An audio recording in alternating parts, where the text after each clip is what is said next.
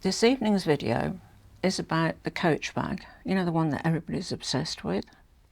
I've got one sitting just here, and I did have a tiny peep at it because I wasn't too sure about the colour.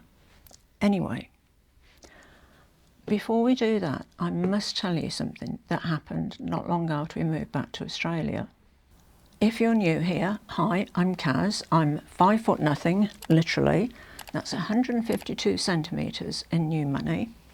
And I have loved fashion for decades. 5 of them, and a bit, 50 plus years. I've loved luxury bags and any sort of bag really for 40 years and some. So there aren't many bags that I haven't seen before, or, you know, anything new fashion-wise that I haven't seen before, because it's all, you know, it's cyclical. When we'd been here about 2 years, we moved further up the coast, and I thought it'd be a good idea if I had my own phone. So him indoors and myself went into the local shopping centre, and Vodafone got one of those, you know, little pop-up stand things. And I looked at the phones, chose the one that I wanted, and the young gentleman, and he was very young, trust me. I think he should have been at school, but, you know. He asked me for my driver's licence, and I said, I don't have a driver's licence, can't drive anymore, busted my knee. And he said, oh, that could be a problem. I said, what, the knee or the driving licence, or, you know? And he just looked at me, just dumbfounded, like, you know, and I thought, okay, that one went straight over the head. We won't bother with that again, Kaz. He said, no, the driving licence would be a problem. I said, well, look, I bought my passport for ID, put it on the counter, and he looked at it, he said, no, that's no good. I said, well, what do you mean that's no good? It's got my photograph in, you know, my name, date of birth, etc., etc. He said, yeah, but it doesn't have your current address. And I said, right. I said, so what else can I give you to prove that I live at the address that I haven't even given you yet, but, you know. And he said, well, a utility bill, you know, an electricity bill, gas bill, water rates, etc., etc. And I thought, nope, they're all in him indoors, his name. I'll put the pause button on there and just backtrack a little bit. When we came back to Australia originally, we bought an apartment very close to the city. And because of my age, him indoors had to get the mortgage in his name, because if they did it in both joint names, we could only get a 10 or 15-year mortgage, which is way too expensive. So we thought, oh, well, you know, it won't make any difference. So, you know, the mortgage was in his name, the property was in his name, and we moved a couple of times, same thing happened. And therefore the electricity bill was in his name, the water rates were in his name, etc., etc. You get the picture. So, back to the shopping centre situation and the phone. So I said, right, I said, well, none of those, no, because they're all in my husband's name. And he said, oh, well, he said, that's easy then. He said, we can just put the phone in your husband's name. And I just thought, what? Really? I mean, I thought, God, have we lost the vote? You know, what's been happening while we were in Europe? You know? Did women lose the vote? Did older people become totally insignificant? Does everybody have to have a driving licence? Seriously, to say I saw red is the understatement of the century. Anyway, we tried and tried everything, and I tried to convince this young man, Scott, you know, had got evidence of his address, and I said, well, look, you know, we're married, blah, blah, blah, so, you know, you can see from my passport. And he said, no, I'm sorry, he said, it really, you either don't get the phone or it will have to go in your husband's name. So eventually I thought, well, okay, fair enough, I'll put it in his name and we'll sort it out later on. And it's one of those things, you know what I mean? You think, oh, I'll sort that out sometime, and it sort of goes to the back of your mind, you forget all about it. So today I was looking at phones again, and I thought, wow, you know, it's even, the situation for me is even worse now. Oh no, I'll tell you what else the other thing was, the other criteria, sorry, going back to the phone place again. He asked me what my job was, and I said, well, I don't work. And he said, oh no, that's a problem as well. So anyway, this weekend we're going to go to our local shopping centre, and I think there's a Vodafone place in there. Oh, and I'll tell you what else annoyed me. I'm a shareholder. I'm a shareholder in the damn company. And the shares are in my name, which has my address on. Food for thought. Maybe that would work. Anyway, I just needed to get that off my chest. Sorry, I was rambling all over the place, but you know, part of the thing when I started this channel was to be more visible as an older person, and something like that is a classic example of getting older and becoming invisible. Anyway, we'll see how we go this weekend. I shall keep you updated next week.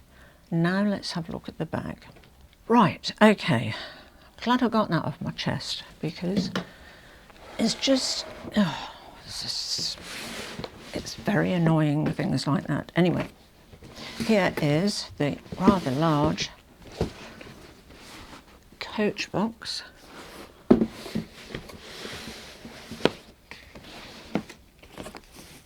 Also, when this arrived today, I was thinking about, is Coach a luxury brand? Because I don't know. I mean, I don't think it's just about how much a bag costs anymore, is it really, to make it luxury? I think the whole luxury thing has become a bit passé. I mean, for me, I'm loving exploring Coach because it's just never been on my radar before until recently. And I'm really enjoying looking at their bags. Now, I was going to get this in maple, but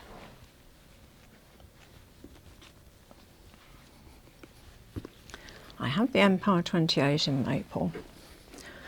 I also have, I've got a row of brown bags here. I've also got a Provenza Scholar medium in brown, Chanel 19 shopping bag in brown, a frame dupe of the Celine box bag in brown, Celine boogie bag in brown, Coach, I think it's the Long Rowan satchel, is it called, in brown, delicious brown. Oh, I love that colour so much. The beautiful Vivienne Westwood suede bag in brown. The Esther Ekme, you know, demi-lune bag in brown. And I've still got the row bag in brown. That's more of a sort of a cognac-y type, but it's brown. So I really love this maple colour, and I was so tempted to get it in this colour because I must have accidentally picked the right day to jump on the Coach Australia's website, because all three colours are available. The day after there was only 2 available, day after that none available. I mean, the Coach Australia website has got 81 bags in total on it. I mean, that's the sort of limited stock that we get here. Anyway, I have waffled on quite enough. The bag in the dust bag. I'll put that out of the way over there. So I didn't get it in the maple. Didn't get it in the black. I got it in the other colour, which I don't know, but what's it called? It's called honey brown.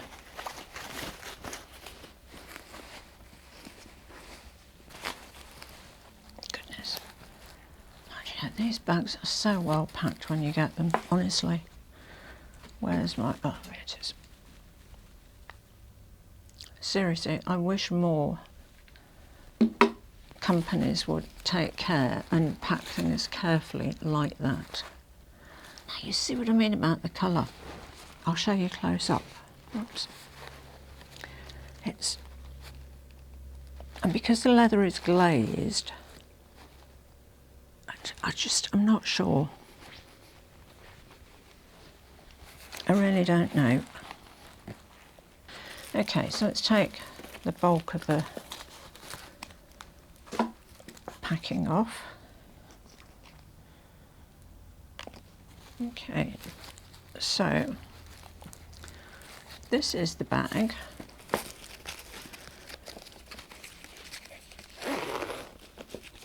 Now, unlike the Empire 28, which has the zip compartment in the middle and then the two open sections either side, because this is a lot, you know, the body of the bag is much smaller, this just has a zip along the top, which is a joy to my ears, seriously. I mean, I'm so over bad zips. Ugh. I really am. Okay, let's take the stuffing out.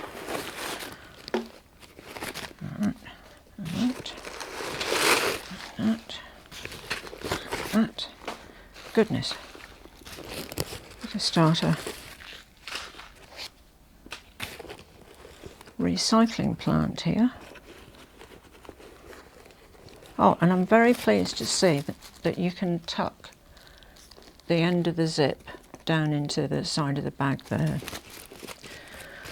because that's what really got me with the bag from the horse, which was a shame, because, and also the zip wasn't smooth like this. I mean, slightly different price point, but I still think there's not much of an excuse really for a zip that isn't smooth. God, goodness me, there are bits of packing everywhere. Right, so that is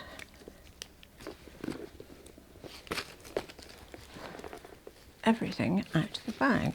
So, I mean, it's certainly easy to access, isn't it? It's got a slip pocket here,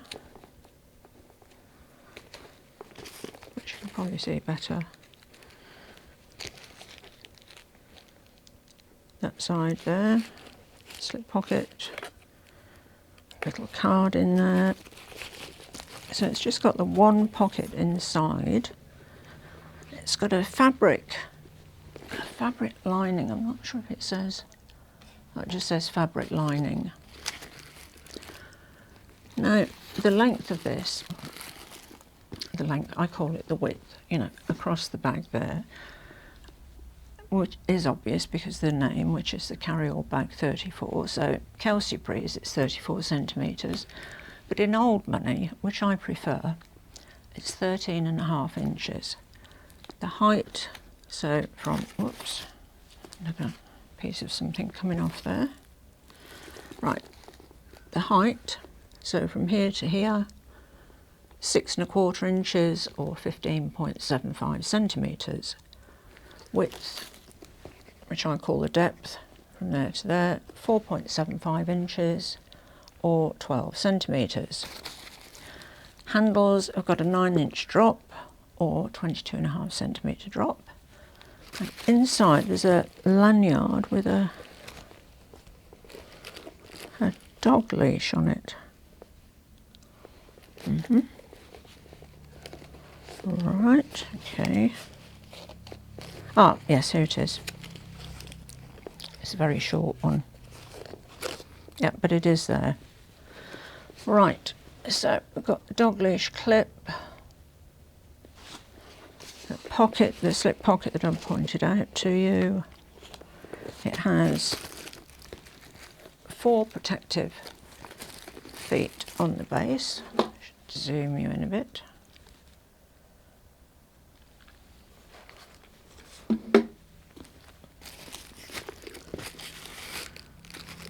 inside multifunction pocket, zip top closure. That's about it. So now, the thing I want to find out is, because these handles are rolled handles, is it going to stay on my shoulder? So I won't totally take the wrapping off there. I'll just push it down far enough so it can actually sit on my shoulder. Whoops, okay, right. So,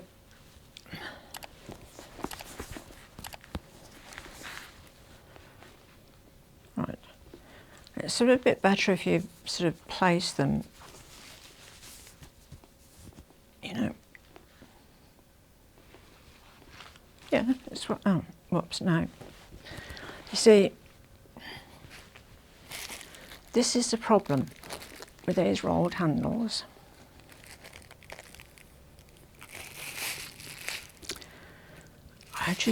I don't think that rolled handles are meant to sit on shoulders. I mean, it's fine if there's just one of them, but if there's two, it just, I mean, admittedly, I have narrow shoulders. I'm a petite woman, and you know, if you had wider shoulders, I don't think it'd be an issue, but for me, I just, that is such a shame, isn't it? I mean, I really do like the bag. It is beautiful. I love the glazed leather. It is absolutely beautiful. It really is. But I didn't just want it as a top handle bag, you know, because the handles are quite long, and the bottom of the bag is almost touching my ankle bone. If there was something to hold them together, you know, like the clips that the Elia tackle bag has.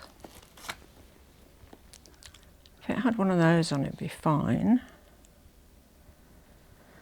And you could tie them together with a little twilly or whatever, but then, you know, when you want to get inside the bag, you don't have to be undoing things, do you?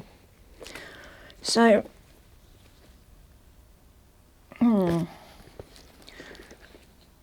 I think that might mean that the very nice Empire 34, which I was really looking forward to receiving, might not be staying in my collection, because it's just,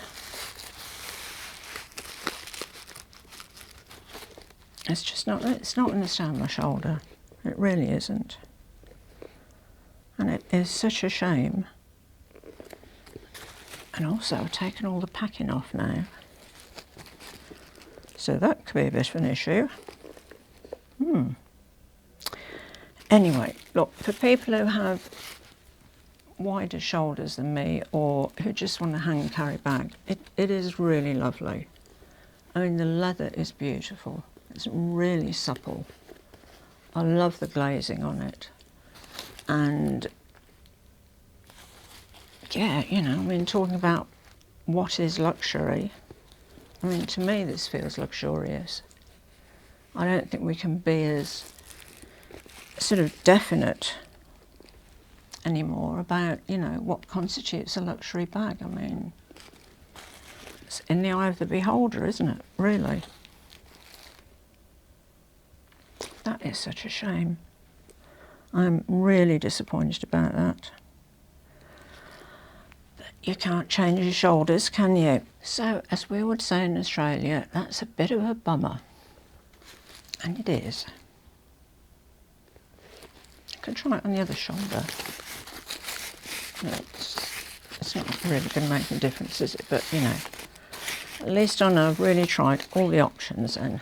Okay, so we'll try it on the left shoulder. And it's, no. Oops, I need to zoom you out. You see, it's done the same thing. It's just not. Oops, didn't package it. No, it's just not happening. What about if I do the zip up? Because the zip's undone at the moment. Maybe that might.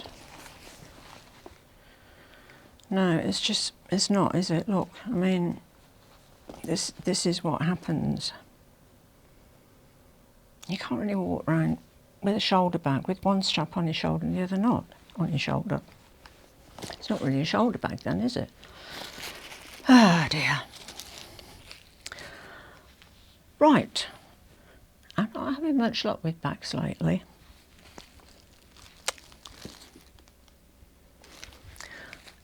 For anyone who's interested, I didn't give you the price, did I?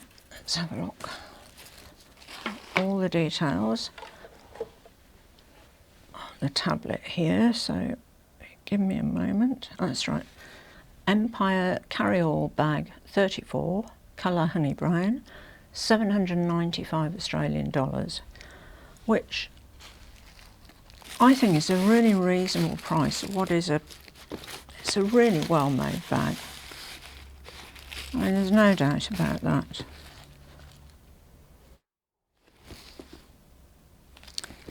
But my shoulders are just not made for two straps, are they?